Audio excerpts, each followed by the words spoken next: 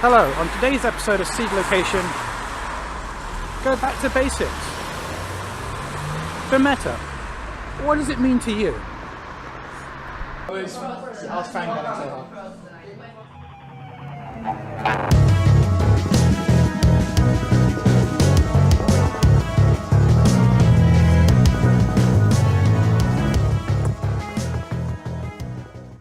Today I made a deck that actually does something. Of course it just copies NBN. Whether you're a new person, playing in a different country from me, or an expert, the meta matters. For example, Because normally what Anna likes to do is like to stop me from rezzing ice, pass it, use a card that trashes the ice because I haven't rezzed it.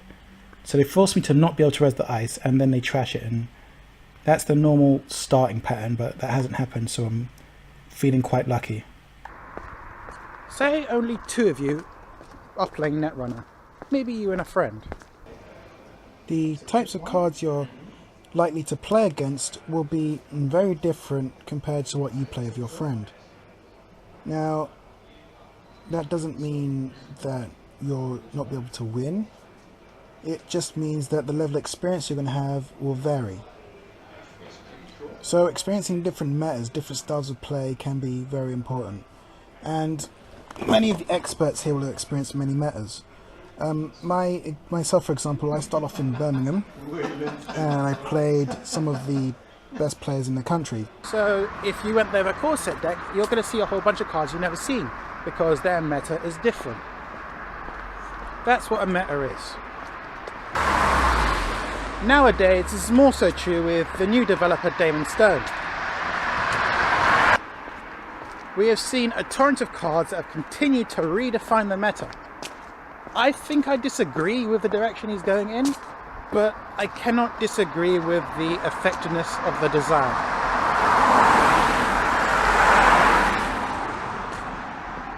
What do I mean by I think I disagree? From what I understand, the runner, according to Damon Stone, should be the strongest side.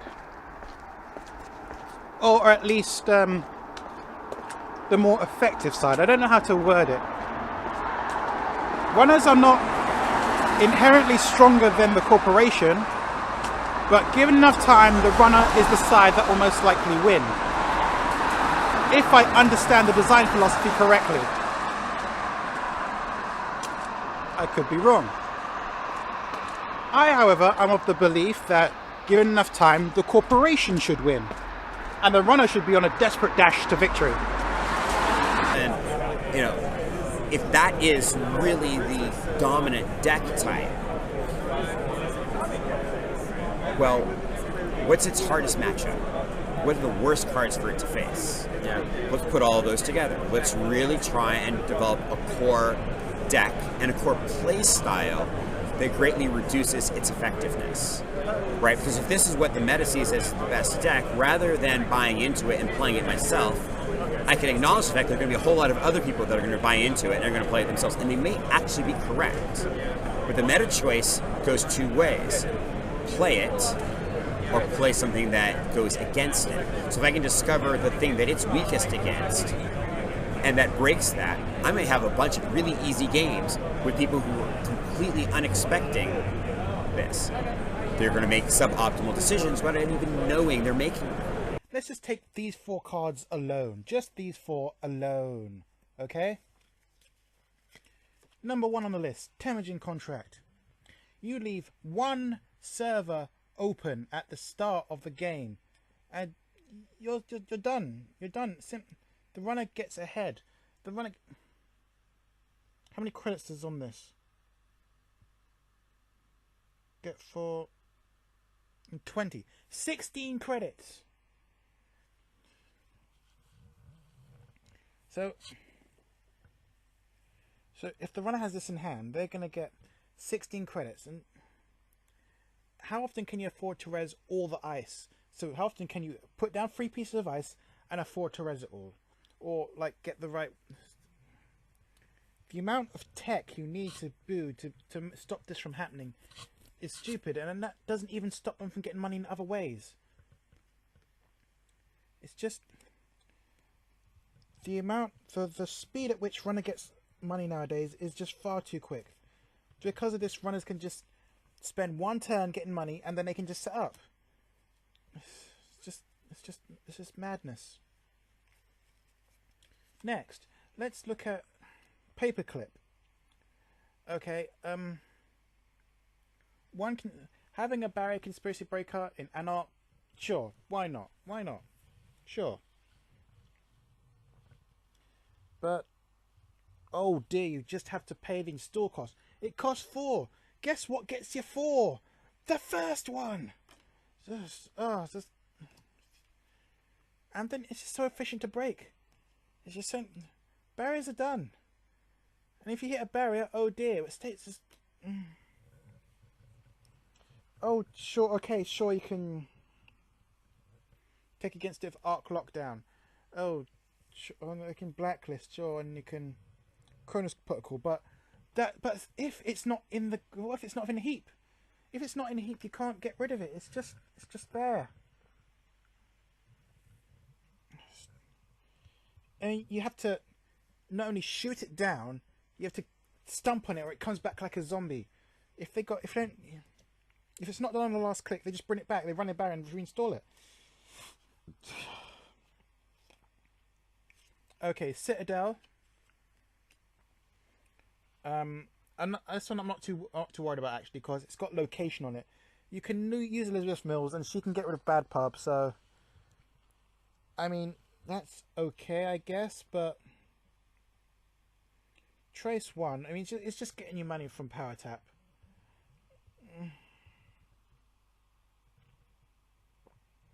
I mean, raising base Trace.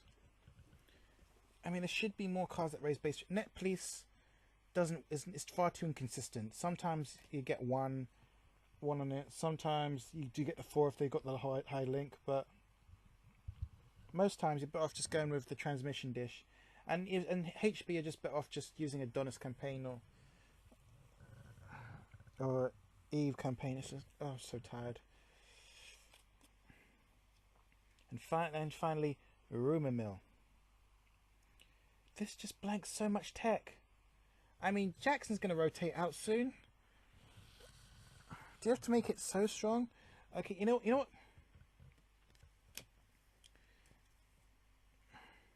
I wouldn't mind these, okay? Yeah, sure you got the thing that stops you from playing currents. Sure, the corporation can play their own currents. You know what? Fine. Rumor Mill's fine. But why not 3 influence? Why 2? Stop making it so. Stop making these things so universal. I mean, 2 influence, no influence. That's just.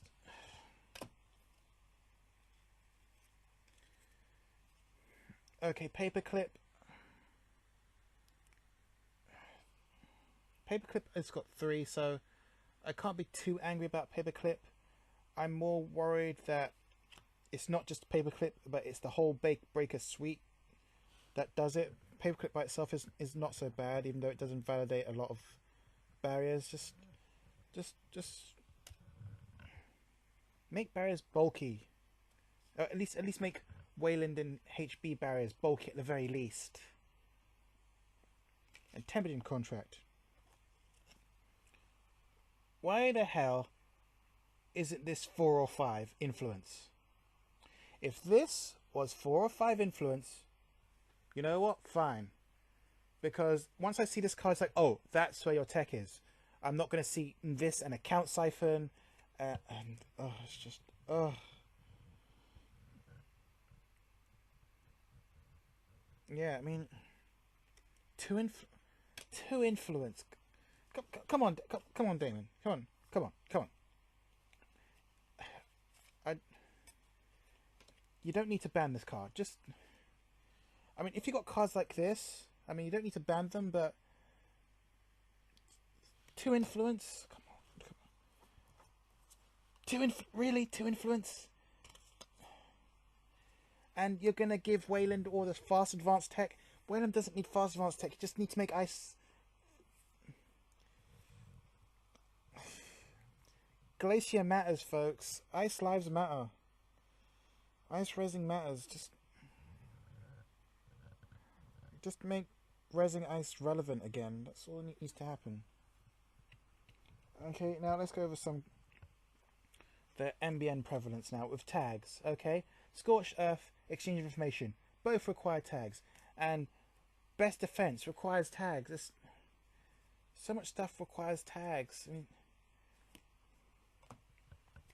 okay, HB makes you lose clicks. Yeah.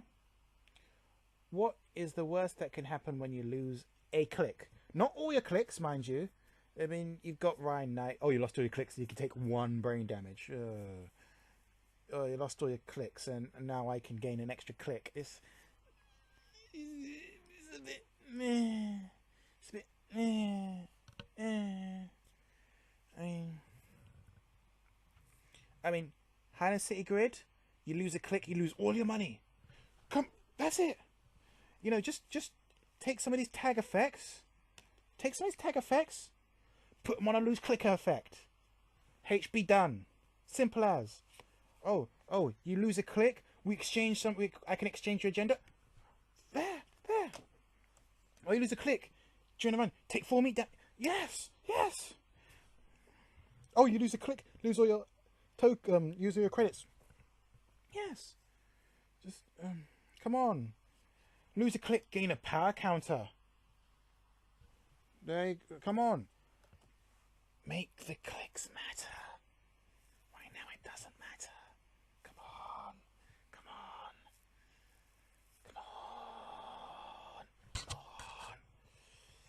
on.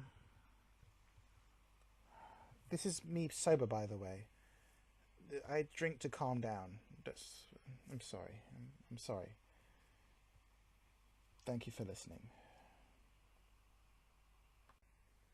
Hello kids, this is what you call asset spam. As you can see here, I'm playing a Corset Noise, and there's a crap ton of assets which I couldn't afford to trash. Now, why am I playing Corset Noise? Why not? You know, there's a person who wanted to play Corset decks. I put together Corset Noise, and then all of a sudden I decided to play against NEH, which is not Corset. And what happened is thus. You'll just note the lack of ice. It just doesn't use ice. Ice is irrelevant. Ice lives don't matter. We've got to make ice great again, people. Now, watch and learn well. This is like 10 turns into this match. You're going to see why tags matter. See, he just literally scores breaking news with double advance. So he's still got, this is the start of his turn. So he's got 2 tags now from breaking news. Corset, people. Then plays boom, just to do 7 meat damage. Oh no, he's playing Consultant Visit to search for an event. An event he's going to search for is going to be the boom, which does the 7 meat damage.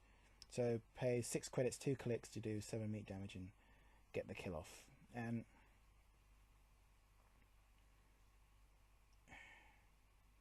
it's just sick. But this is the kind of thing that you're going to be up against. And this is why tags have such preference. This is why teching against tags is often the best option, and finding ways to kill the things that prevent the tags can often be quite tedious. I mean, you have to use Elizabeth Mills. You have to have more money than them with cards like Helium Beta Test, but that's impossible with Temujin Contract. All the things that tech against the anti-tag tech, they're not nowhere near strong enough. They don't, you slap them in and then you become lopsided, ineffective everywhere else. Whereas their slots for the anti-tags take 1 or 2 slots, and that's it. And it's so effective at 1 or 2 slots. That's the difference. That's what the outrage is with me. It's just so lopsided. And until Chrome comes out, when the corporation gets their economy cards finally. I mean, I really think the corporation should have got their economy cards sooner. I mean, I understand this test as a whole and you can't map it out, but I really think it would have made a difference, because then you could have just said in the beginning you get all these economy cards, and then the 23 seconds incident hits, and now all these economy cards are rendered mute by the runner economy or something like that. Okay, I suppose you're right, considering. Anyway, sorry. Thank you. Is there a way for me to beat this? No, there's no way to win. Sorry. Okay, tell a lie. There is. Either you make tags unavoidable to beat the anti-tag tech, or you use get your techie killed, net damage, and prison decks, and so on and so forth. Because losing clicks don't matter right now. Brain damage is too hard to pull off, and it don't matter that much because with Obelisk it's increased their hand size. Yeah, so and Glacier doesn't work. It's just runner's just too efficient right now. Far too efficient. So Glacier doesn't matter. I mean, there's no real other alternate win conditions. On the runner side, if you want to beat CTM, you can stack so much hit against it, but not being able to prevent those tags is a huge deal because once those tags land, some real damage gets done. Well, Citadel does counter that though, because it doesn't matter if the tag gets free; it still cleans up after yourself. Anyway, that's it. Again, this is meant to be a discussion video here, so please post down below. Comment on my ramblings. My ramblings are here for a reason. Keep running.